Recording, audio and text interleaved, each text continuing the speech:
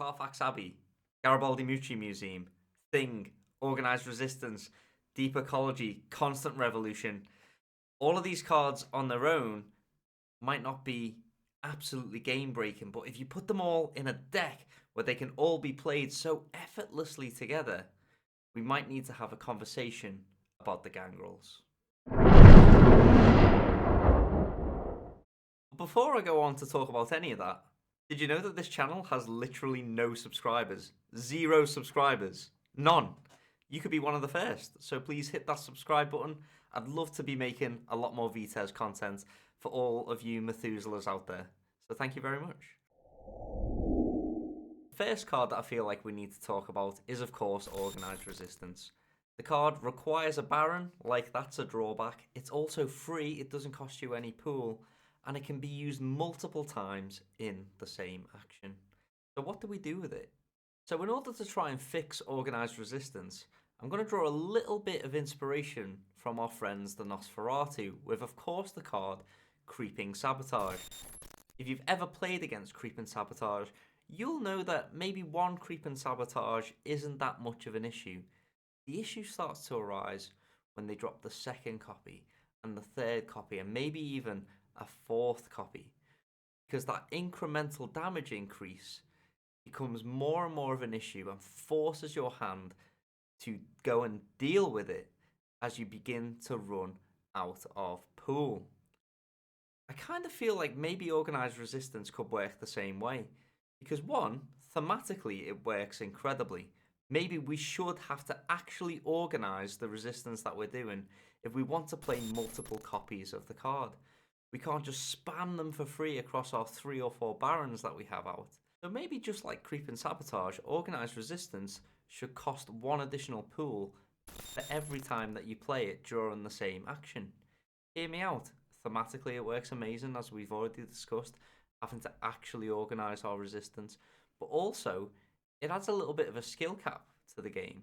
We can't just blast out different Organized Resistance from whenever or wherever. What we actually have to do is think about the order in which we play the cards instead of just spamming them out. So maybe that's what we should do with the card. For every single Organized Resistance we play, the first one could be free, the second one could cost 1, the third one could cost 2, and the fourth one could cost 3. I don't know, what do you think? Is that a good way to fix the card? I think it's one of those cards that, again, on its own isn't absolutely game breaking. But what we need to do with the Gangrel at the minute, I feel, because they're absolutely filling the tournament winning deck archive, is we need to bring some of these cards down a peg. And so maybe this could be one of those fun and thematic ways to nerf one particular card in this deck. We all know that in VTES, one of the most powerful effects that we can do is bouncing a bleed to someone that we actually want to lose the pool instead of ourselves. And so the next card that we're going to talk about is, of course, Bait and Switch. But what are we baiting them with? Thematically, again, let's think about it. We're baiting them with the idea that we just lock our own vampire? Or should it cost us a little bit of blood as well to bait them in with that and then switch it to someone else that we actually want to lose the pool? Because right now, there's so many different ways in which we can unlock our Gangrels or our Barons with absolute ease. And I'm not just talking about On the QEV or Forced Awakening or Wake with Eden's Freshness. I'm of course talking about Organized Resistance again. I'm talking about Deep Ecology. I'm talking about Eyes of the Wild. All of these cards are just amazing in combination with Bait and Switch. But how do we fix Bait and Switch? Well, I think we should actually bait them with a blood.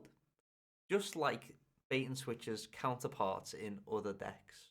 Not only is it thematically good, but telepathic misdirection, it costs 1. Deflection, it costs 1 as well. I had a really amazing conversation with a player that I really respect in Ireland. I had the privilege of talking to Sergio Martins, and one of the best things that he told me was he loves the fact that VTES is a game of entropy. You know, the game loses blood, the resources become more and more scarce as the game goes on, and Gangrel's ability to do so much stuff for free means that it doesn't really fit the trend of the game of Vites in general.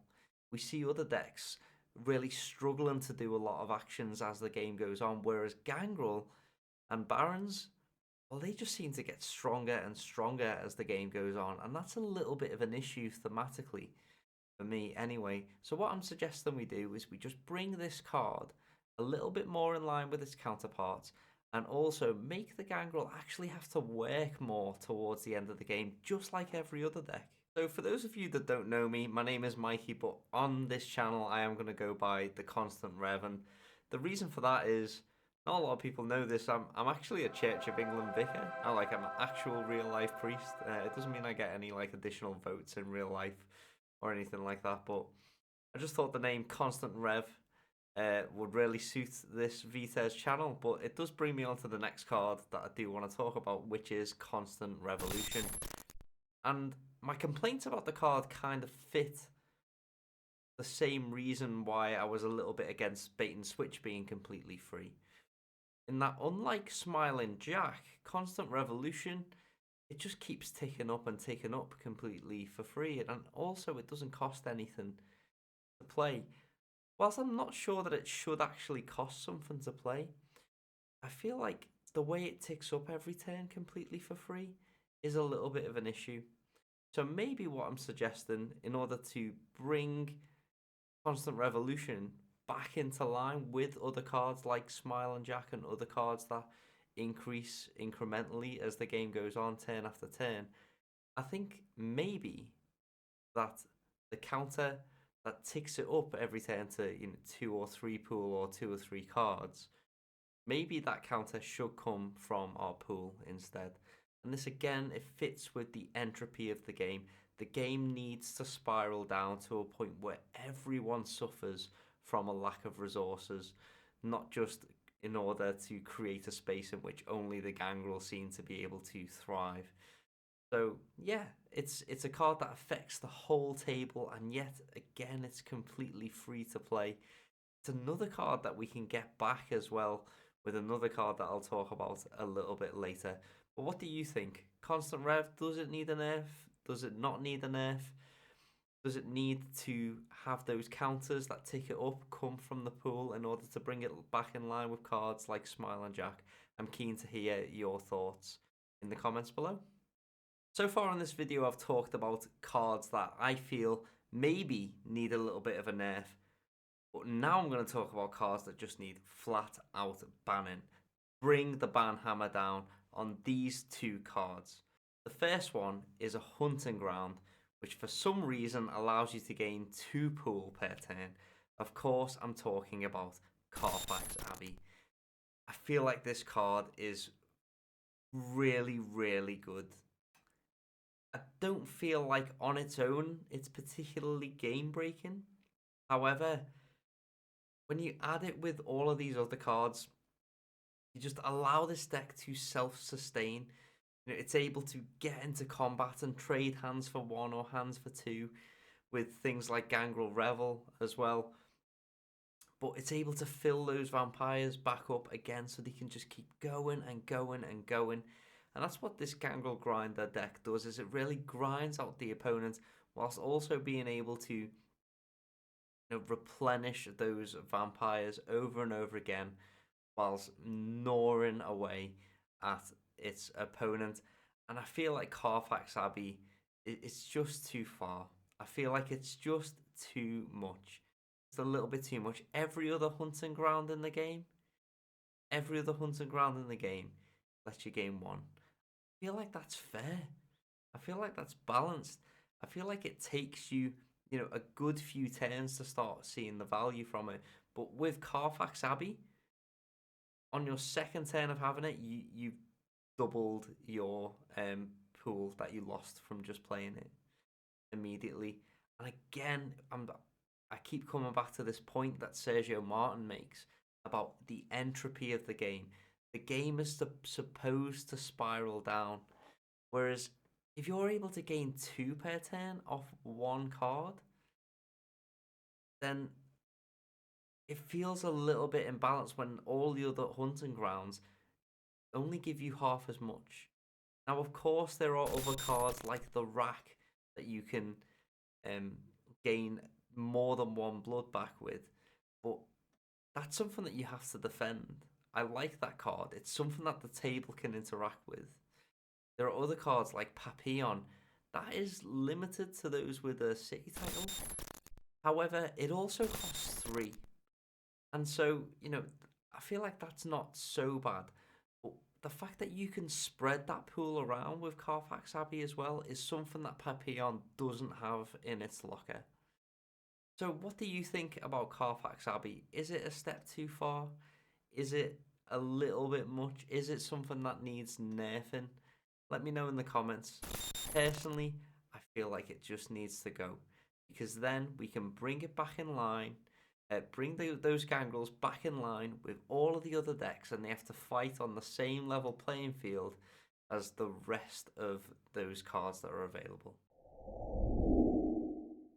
Now, I am aware that there are other cards in this Gangrel Grinder deck that I haven't talked about. However, I just want to focus on some of the important ones. And now I'm going to turn to what I believe is the most important one, Garibaldi Mucci Museum. The card is too good. It's too good. The fact that you are able to basically start your turn with everything that you need and you're able to sculpt your hand is just, it feels far too good. The fact that you can get back a Donnybrook signaling to every other player at the table, by the way, everyone, I'm getting a Donnybrook back, means that every single person who wants to come at you knows that they've got a Donnybrook in hand. And it means that we just can't go after things like Smile and Jack or Constant Revolution in a way that's not going to cost you the vampires. Some people say that that having that card signaled is just good information to the rest of the players. But when we think about the art of war, sometimes the threat is just better than the execution. And people knowing that you have things like a Donnybrook in your hand are very powerful, because it means they're just less likely to come after you. The same thing goes for having a bleed deck sat to your right if you're running this Gangrel deck. If you know that you're going to get bled for 6 by a single vampire every turn, by some kind of crazy Malkavian, then you're just going to get a bait and switch back every single turn. And there's no combat to it, at least not that is readily available, and at least doesn't punish enough. There are, of course, cards like Dominate Kine or Rewilding that we can use, but they don't really fit in with a lot of other decks, and I feel like playing them slows you down or hurts you too much. Whereas just playing Garibaldi Mucci Museum, it just brings out so much advantage. So much advantage. If someone blows up your Constant Revolution, you can go and get it back. If you need some more intercept, you can go and get a protection racket. You can go and get another organized resistance. If you need to build up that intercept, if you know that you've got some Ravnos sat to your right, and you're going to need a lot of intercept, and you've got no bait and switch yet for some reason, you can just get a whole bunch more intercept and punish them. It's a card that I feel like it just isn't fair. As I say, it feels like you're able to play with your entire deck at your disposal late game. In particular, being able to get absolutely anything that you want just feels a bit wrong, while the rest of all of the mere mortals sat at the table, they just have to rely on whatever cards that they draw. Particularly in this current meta. Obviously, there are other cards, so please don't come at me in the comments. But in this current meta, there's just absolutely no drawback. I mean, yeah, of course, it costs one pool to get a card back, but most of the cards that you're getting back are free anyway. So is it really a cost when they are just literally like there and they're spammable, and playing an organized resistance that costs you 1 when it maybe should already cost us 1 anyway? We're playing a bait and switch that costs 1 to get back when it maybe should already cost us 1 anyway. It just feels like it's a lot. It feels like it's a bit much. But let me know again what you think in the comments. Does Garibaldi Museum need a bit of a nerf, or does it need a flat out ban? And so that's it today from the Constant Rev channel. I really do hope that you've enjoyed the video. If you have enjoyed the video, do consider leaving it a little like. Do consider as well sharing this video in your Vitez WhatsApp groups or Facebook groups. I'd really love to get that community going again. And thank you for those of you who are returning, for those of you who were part of our previous channel and are now moving over to this one. I really do appreciate your continued support.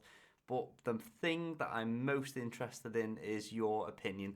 Let me know in the comments if anything that I've said has resonated with your thoughts and feelings regarding Gangrel, or whether or not some other decks need to finally get some of the respect that they deserve.